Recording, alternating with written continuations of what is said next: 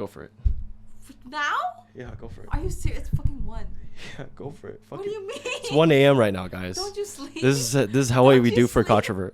Don't you need to go to that party? What time does the party end? Whatever. Just go. Give a quick. I thought we're done. Do we need like 1 hour for this? We This is a pretty. We need to pull up a fucking Fox News on that shit.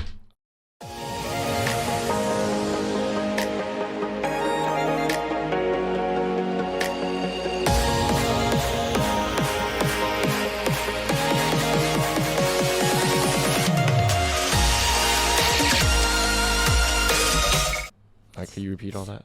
Man crashes into house after woman says she doesn't love him. Okay. Florida makes some crazy ass shit news just to get Woman attention. Says she doesn't love him. She doesn't love him. And then Quizzer. Where was this at? Tampa. This is Florida. Well, basically Florida and like St. Petersburg, Clearwater area, Pinellas Park. Okay. Let's go ahead and look this up. You said it's Fox News, yeah, right? First one, yeah. All right. I think I showed you this before, right? Yeah. No, I remember this. Yeah. What do you think about this? Does this trigger you? Like, is this bringing back PTSD? No, it doesn't. So, if I'm sober, yes. give a rundown what happened. I mean, I remember you mentioned this like back when we were dating. You were like saying a crazy guy, like one of your exes, he crashed you into a house. Like you guys had an argument. So go ahead and just. I think basically what hurt the most was like everybody believed him because back then I was a pathological liar and I took a lot of like drugs, so I could see where they're coming from. But like basically, moral of the story, we were in the car. I have a recording actually, but I'm not gonna show it. But he basically told me he loved me, he wanted to marry me, and at that time he was picking up drugs from one of his trap houses. I don't know what it was, but and I told him, I was like, I'm tired of this lifestyle. I'm tired of running away from cops. I'm tired of like this gangbang shit. Like I'm tired of like, you know, just being like a degenerate. And I told him that it's not gonna work out. I can't do this anymore. I'm leaving. And what he did afterwards, I remember this vividly because it was so traumatizing to me, was because he proceeded to like, once I tried to get out of the car and I broke up with him, he pulled me back in, and that's when I got charged. Oh no, that's when he got charged for kidnapping, because he pulled me back into the car when I tried to leave. So, bro, how old were you when this happened? I was 2017. I was around 20 years old. You were not a minor, right? Yeah. I was 20. I was 20 years old. 2017, and he pulled me back into the car. I didn't have my seatbelt on because everything happened so drastically and abruptly. So like he proceeded to tell me, if I can't have you, no one can have you, verbatim. And he proceeded to press on the gas pedal, driving down like a very dark road. Remind you, this is 1:00 in the morning or 2:00 in the morning. And I did not know where we were going. He was going, I just saw the speed. It was like 80 miles per hour or 90 miles per hour. I don't remember it, but he had an FRS. So it was going pretty fast. So this guy's a gangster. Yeah, he was a blood. So I was gang related in Florida, unfortunately. And you were gang related? Yeah. Okay. Is that something you kind of wear on your chest? Like you're proud of it? No, I'm not proud of it because this was Florida days, and I try not to bring this over to California because I'm trying to be changed. And yeah. So basically, he pressed on the gas, and the moment I realized my life was over was he closed his eyes, and he said, nothing really matters anymore. And I just saw him kept pressing on the gas, and I looked at him, and I felt like the only way to save my life was to beg him. So basically what I did was I held his hand, like I shook him. I was like, I love you, what do you mean? Like, I'm not gonna leave you. Like saying everything I can to like basically save my life. And like the next thing I know, I see something in front of me, and I knew, I kind of like, this is really sad, but like I kind of accepted my fate, that this was the end of my life. So I literally just sat back and I closed my eyes and accepted it. And that was like the saddest part of the whole car incident, because when I did that, I just realized that everything's over. My life is over. Like everything I dreamt of, basically it's just ended. It just vanished. And the next thing I know, I woke up on the ground, which is crazy because I don't know how I got on the ground until I overheard, because after the car incident, my ears were ringing, my head was bleeding, gushing out blood, and I just heard in the background very vaguely that my ex had went up to him, and because he found the car crash into a house, and the driveway, remind you not, the driveway was about, let's say like half a mile long, like 0.5 miles long. So we crashed into a Porsche, like the Porsche of the house, and it was actually one of the things that saved my life because of the impact. If it wasn't for that porch in the front of the house, then I probably would have died. If we hit like a lamppost, a tree, like a car, highway, anything, I would have died. But we crashed into a porch, so it saved us a little bit. Yeah, it says here, it sounded like a bomb going off when it hit the building. Yeah, exactly. Was one of the kids' testimonies. So afterwards, my ex had carried me out of the car, put me on the ground, and started like beating my current boyfriend's ass, saying, Who put you the on the fuck? ground? My ex. One of my exes. Yeah. When your exes put the current boyfriend on the ground. No, he put me on the ground, and he started beating him up because he lived in that neighborhood and he saw what happened. What the hell? Yeah, so I didn't really get much of it because I was not allowed to talk to any of the witnesses because I was a victim. Yeah. So I let my lawyer decide that whole thing. And so after I was put on the ground, I tried to play it off, So I went up to him, and like he was very drunk, barred out, on cocaine, a lot of drugs, and he was trying to rip his license plate out. And he was like, my life is fucking over. I remember this like very vividly. He was like, my life is fucking over. And I was like trying to pretend, because I was trying to find my phone to call 911, and I was saying like, you know what, like it's fine, I'll help you, babe, I'll help you go through it, like, like just give me all your license plate number, like not license plate, but registration, insurance. And I took it all from the glove department, pretended that I was looking for it when realistically I was looking for my phone. So once I got a hold of my phone, I fucking took off. Like I ran for my dear life, and I called 911. I screamed help and help and help.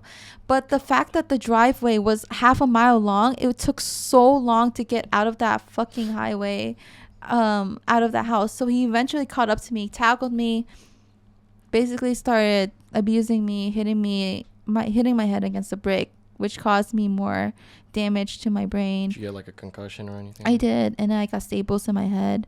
And after that, I guess like a bunch of people were surrounded me, and I didn't really realize because the shit I was going through.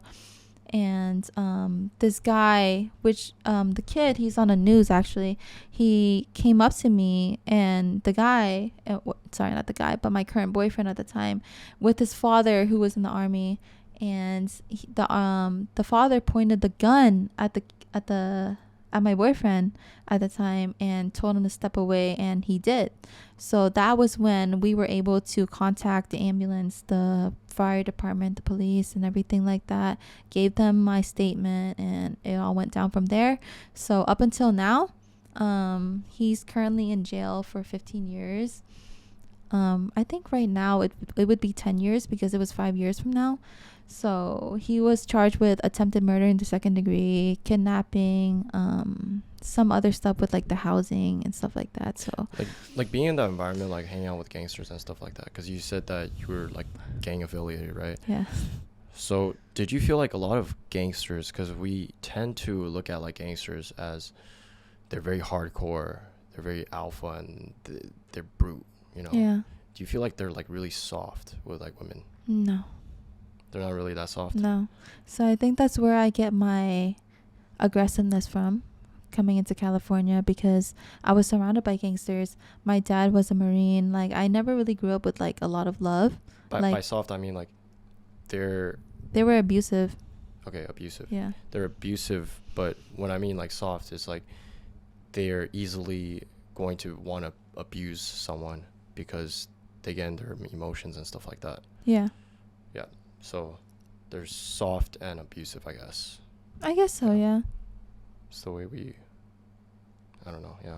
Yeah, I think the part that hurt the most was like all my friends kind of took his side and made a statement about how like much of a liar it was to basically ruin my character as a person. So I mean, in the end, I still won the case anyways because I had a lot of witnesses, as in neighbors, and also forensic science really helped because he stated that he braked and he didn't see the house in front of him, but forensic science showed that he actually did not brake because there was no signs of like skirt marks when they looked at the tires marks. So What was like your initial reaction like once you woke up from the floor? Like, let's talk about like two phases. Like, one is like when you woke up from the floor, and then another one was like once you got your things and you didn't see everyone around you, but then you afterwards you started realizing there were a lot of people around you when you're gathering your things. Yeah, I think like during that time it was very traumatic, and a lot of things were happening. Also, like I had like a very bad concussion and blood was just dripping. Everything was very intense. Hazy? Yeah. You like think? yeah. I would say hazy. So I I had a don't concussion really before too, and then it made me pretty hazy. So yeah. like, did you think like it was kind of like you're drunk, but you were not on anything? Yeah, right? I was on anything. I think I was more of confused, more of trying to processing what just happened, if this was a dream or not, but it wasn't. And I vaguely remember a girl trying to pull me from the scene. She's like, girl, baby, we have to go now. And she kept pulling my hand. I was like, no, I can't. And she pulled me to the point where like she actually grabbed onto one of my bracelets, and This was after he started beating you or before? when I started running. Oh. Yeah. So then he caught up to me, and then she fled the scene, because Florida is actually really scary. You never know if you're going to die by being in the scene. Yeah. So she had my bracelet, and then she returned it to me later on. And yeah, it was just like a shithole. But when I woke up, I actually cannot remember. I can honestly tell you that I don't know what was going through my head, because there was so much to process. Because one, this guy who loved me, who wanted to marry me, just tried to like attempt murder on me. And I woke up on the floor. I don't know how. I was just confused. Like in my head, I was just more of like, what the fuck just happened? Like, am I seriously living this right now? And so yeah, that's really all I recall. I can't recall anymore, because I wasn't very like 100% coherent. I was more traumatized, more processing, like a lot of emotions running through my head. And how does that make you feel about like living life now, like just having the ability to live a life where you're not dead? Yeah, I think like I've cherished life a lot now, but at the same time I've become more aggressive, become more violent, because I don't tolerate shit anymore, because I'm scared. I know like on the outskirts I'm very like protective, very assertive, very violent in a sense, but on the inside it's more of like me trying to have that self-defense, that I don't want to go through that shit again. Yeah, I noticed like when we go out, let's say like parties or whatever, you know, generally speaking, a lot of women in LA, they would be very protective of themselves. They'd be like scared, like, oh no, just me and you. And they're like, oh, I don't really know you. Maybe we should get to know each other a little bit more.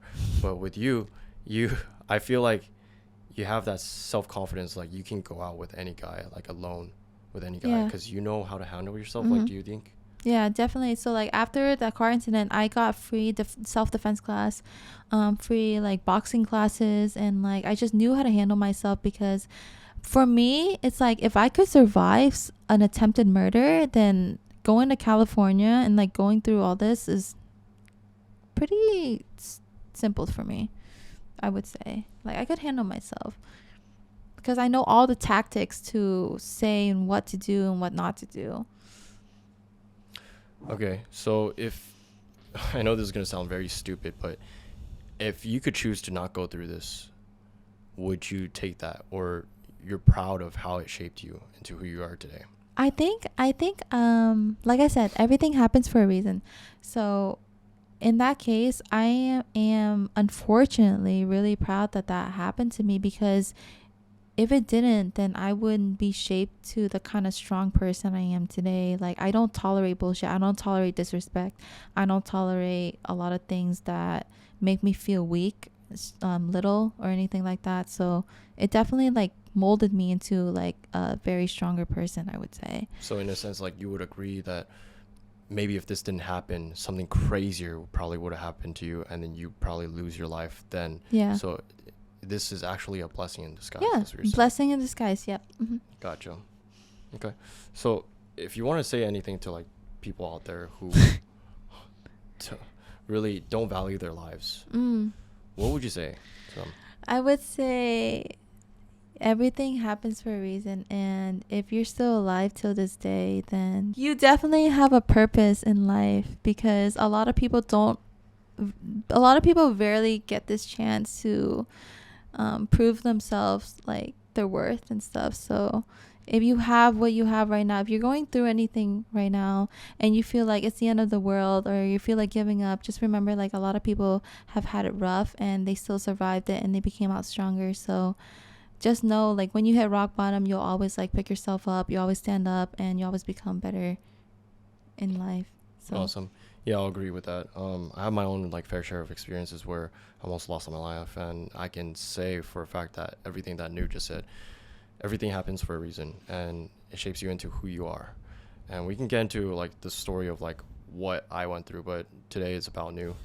And I do think that life is a very beautiful thing, and I do think that everyone should cherish life. You should live your life every day to its fullest, and you never really understand how precious life is until you almost lost your life. Definitely. And I think only those who almost lost their lives would really know how that feels. And I think not a lot of people get to experience that, where you're on the brink of death. Yeah. So it's either like probably you're living one day and you just die. Probably you just commit suicide, or if you're contemplating suicide, like, take what we're saying and just think that like you may regret it, you know? You may regret it when you're in a different place, not on this current realm, but basically, like, before the car incident, like, I never really valued my life, because I was always thinking like, oh, I'm not gonna go anywhere, like, I'm not gonna get anywhere, like, my life is in shambles, like, what is the purpose of living? Until that car incident happened, when I really saw life flash before my eyes, literally, physically. And I was laying on the floor thinking, damn, like, I really survived this. That means like I have a purpose. And that's a lot of things that people don't really know, because sometimes when I get it, like, you hit rock bottom, like, let's say you lose your job, you lose your significant other, you think like, oh, it's the end of the world, but really it's not, because you have so much to live for, and like, you have so much purpose that you don't even realize it until you're on the brink of losing your life. And that's when I realized that I have so much to live for, and I'm so grateful to be here for today, because before that I wasn't really valuing my life until that car incident, and it made me become stronger into who I am today. That's why I started my own business, started my career, and basically just live life the way I should have been living. it's good. I got emotional, damn. Oh, we were just talking. Hey, I'll give the viewers a little background, but like, she was not actually like comfortable talking about this. Actually, like, trying to get her on this podcast, it was a little bit tough. I was like, what's the topic you want to talk about? Let's talk about that story. That story is going to make a difference. And it's crazy because like, we had a couple filming sessions, and now she's finally able to talk about it. And I think it's a very motivational story, that, you know, you only live once, you know? And if this shit happens and then shit really actually hits the fan, then, you know, you lose that chance. And I don't want people out there who are contemplating suicide or whatever bullshit, or just not valuing their lives. They live their life every day where they're just like, fuck life. How come I don't get anything out of life? I mean, life is really good thing. I mean, you should already be grateful that you get to live every day. Yeah, I think there was like another part I want to talk about very briefly was like, there was like a big betrayal of trust and love was because the man who attempted murder on me, he actually loved me. And prior to that, like I said, I didn't value my life a lot. So there was a point in time where I tried to jump off a building, and like he actually caught me and said, like word for word, I never want to lose you. I love you. Please don't ever leave me like that. Don't ever do that to yourself. I don't know what I would do without you. Stuff like that. And then ironically, he tries to kill me. So that's why I have very low trust. Yeah, I was gonna ask you about that. That really turns a woman off. Yeah, right? it's very traumatizing, because you hear someone tell you they love you, they care about you, they can't live without you, and they proceed to kill you. Yeah, That's why, like, right now, my love language in words of affirmation is the least. People ask me why. I don't really tell them the full story, but it's basically because a man once told me he loved me, he couldn't live without me, and he proceeded to kill me. So, like, words don't mean anything, so actions prove a lot more, because he tried to kill me. Yeah. So that's where I've seen that firsthand too, like where a man just hits a girl, and then all of that, you see in the woman's eyes, all of that fucking trust just disappeared. And then she's just able to move on quick. She does not want anything to do with that guy anymore.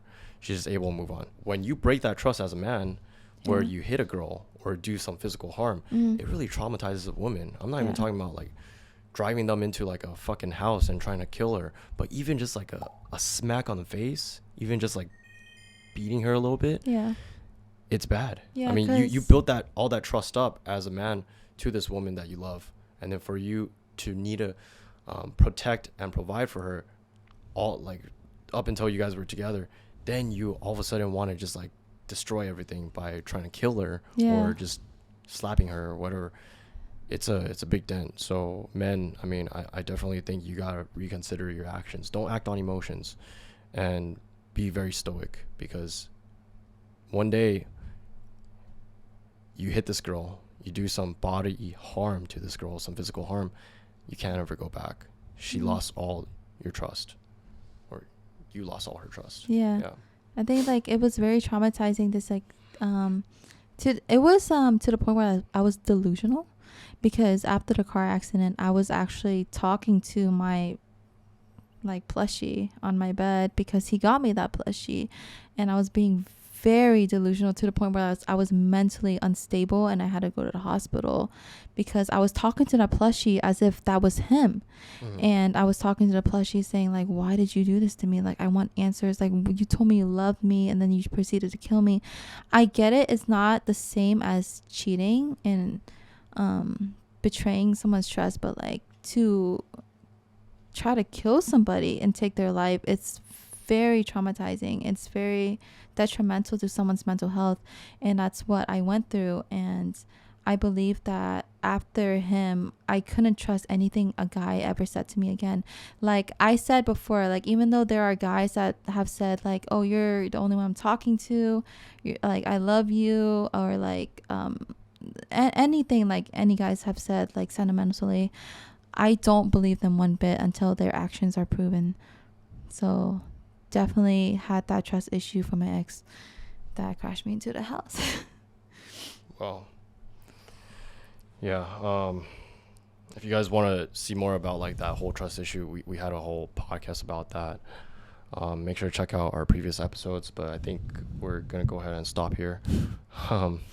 Thank you guys for watching the Controvert podcast, and damn, this shit got a little bit emotional. That got me almost crying for a second, because I was like, holy shit, I'm actually talking about this.